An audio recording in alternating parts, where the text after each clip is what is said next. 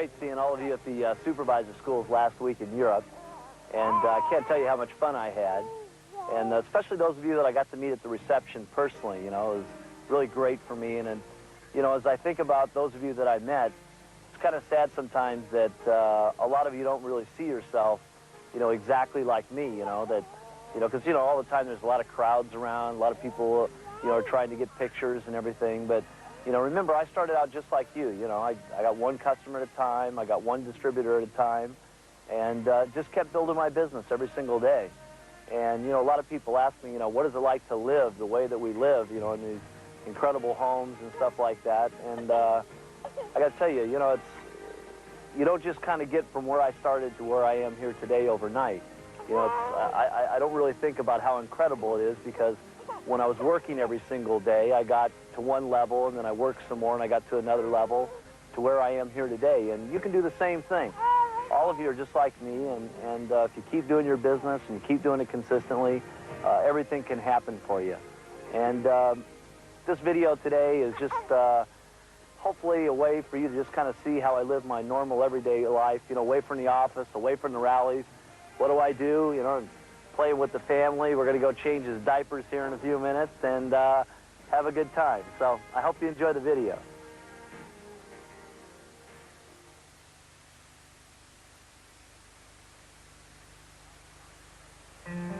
Maui's a special place because I think for a lot of reasons. One, my grandparents were very, very special to me.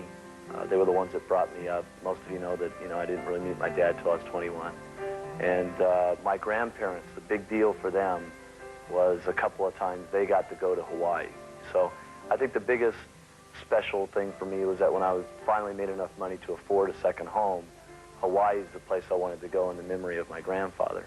Also, it's a very special meaning to us because that's where Sьюzan and I got married, right out in the middle there with the palm trees, and it's a special place for us.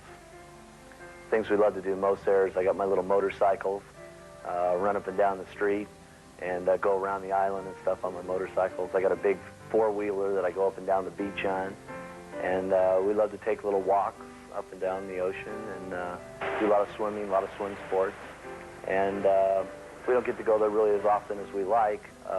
I guess probably because I really like doing what I'm doing more than I like going there. But when we go, it's a very special place for us. Alex loves Maui. He loves to go. He's not used to the water yet. First time when the Pacific Ocean was probably too soon. You know, super dad thinks super baby can do everything too soon. So when he was 2 months old, I took him down to the ocean in Maui and stuck him in, and basically reaction was, ah! So right now we practice with him in the shower. He loves the water. We love to play in the water, so we're getting him used to the water there until he gets used to the water in the ocean. But he has a great time when we're over there. Everything I do with Alex is fun, so I think that teaching him things and trying to get him to learn more things about anything is what's fun, and just having him discover certain things are just real joy, especially when he gets it back. Like the first time when you know, we taught him how to clap and stuff. You know, you keep doing it the first time he claps, then it's really great. In fact, he even knows how to speak Spanish and Portuguese at this point, because we taught him agua, and so he knows how to say that. And the newest one that we just started this last week was, I told him to give me the finger, and he puts his little finger up like this, and we touch fingers, and so that one's real cute. And we taught him teeth this last week. Yeah, I teach him like this. And he's brilliant, the kid. He's totally brilliant. You know, partly because of my childhood and the way I was brought up, I guess I just feel that, you know, not only is it nice seeing the two of them having fun together, but that I'm very fortunate that I have a wife that is such an incredible mom to my baby.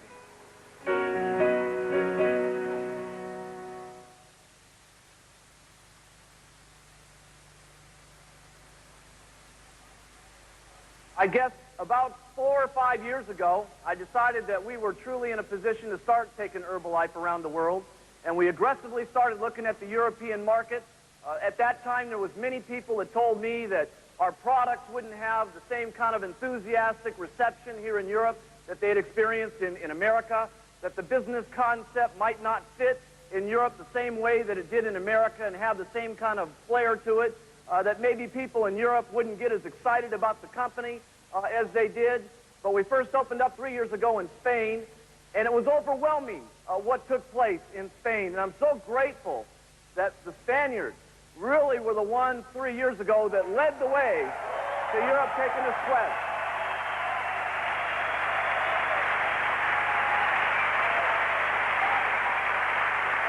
Hats off to you guys.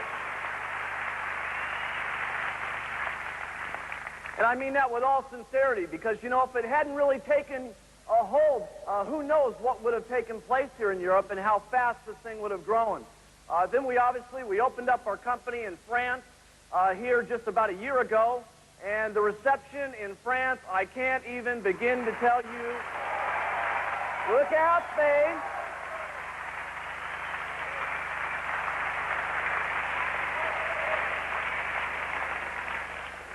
Of course, we took the company over to Germany here just a short period of time ago, and is now one of the fastest growing companies that we've opened up. Just an amazing success that we've had in Germany in such a short period of time.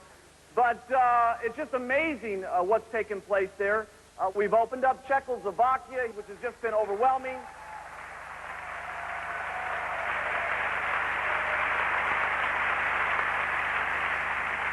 But we're not stopping there.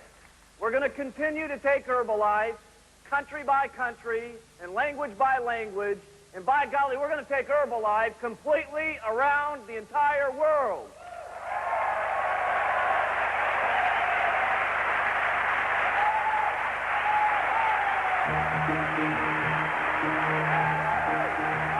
It's very difficult to try to explain to someone what really took place in Paris unless you were there, because it was just so totally overwhelming between the emotionalism of what happened in the opening ceremonies of the show, where all those little kids were singing and stuff, and between the testimonials that we saw that night, and I don't know, I think there was like 220 odd people who received their tabulator team pins that night, and between what they said and what happened on Saturday and Sunday, the training classes, and then the ending ceremony when we came up over the stage and we had all those people that were holding hands. It's very difficult to explain what happened there, but I think for me, from my point of view, I think the most memorable thing for me was when we got the top 10 people from each country together up in the suite afterwards. Everything was all over. It was really supposed to be just relaxation and conversation and talking to each other, and slowly, within about a half an hour, one person after another started, we just kind of gathered around in a circle. It was very interesting, and people started saying incredible things that had taken place over the weekend to them, and I think the most outrageous thing I've ever heard was when Igor Nikovic stood up, and I had made a statement on Sunday that it was great that we could bring all these countries together and pass through all the boundaries and barriers, and I said that it was great that we had people from Yugoslavia here, from all different regions, that were shooting bullets at each other, and they could come here in peace today and join hands under this one common bond and get along together. And at the reception that night, he got up and explained that, and I didn't realize this at the time, that all 300 Yugoslavians from all the different parts were holding hands for once and really getting into what was going on at the gathering that weekend. And to be able to see not only how the products are affecting people and how the incomes are, but to be able to see people that are truly angry at each other get in a room and be able to have a good time and take a weekend and get away from all the killing and shooting and rioting that's going on in that country, to be able to have some fun and to be able to learn how they can improve themselves was really almost too much for me that particular evening. You know, the Chateau was a very special thing also because, you know, everybody's part of the Herbalife company, you know, regardless if they're there to sell, 5 cans a month or whether they're there to do 1 million cans a month. Everybody's part of the family. But I think that, you know, the Chateau represents something that was special. It was for those of you that went out there and really went, overboard, tried your best, stretched all the way up till midnight, I know many of you, to get to the Chateau. So for those of you qualified, good job.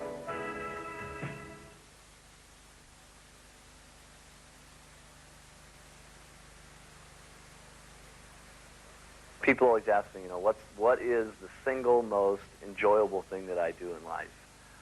You know, is it work? Is it, you know, going to Maui, or what is it? But I think out of all the things that I do, the most precious time that I have, that I enjoy the most, is being with my wife and my baby, just private time at home and being able to be with each other and just goof around with each other. You know?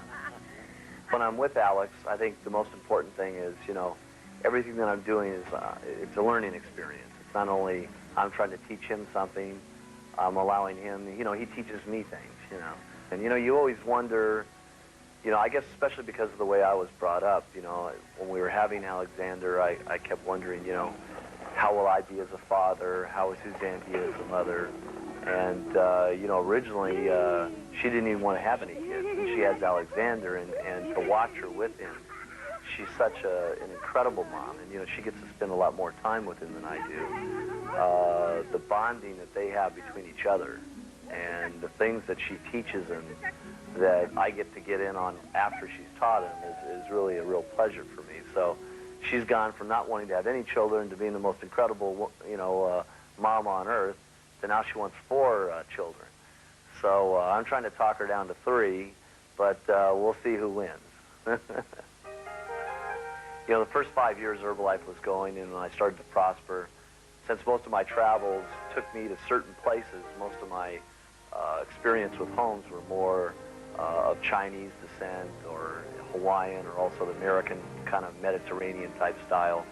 But as I started going to Europe a few years ago, especially as I started going through the south of France and so on, I fell much more in love with the European style of architecture, the European art, and so on. And we've been searching for our little European chateau, California, and we finally found it.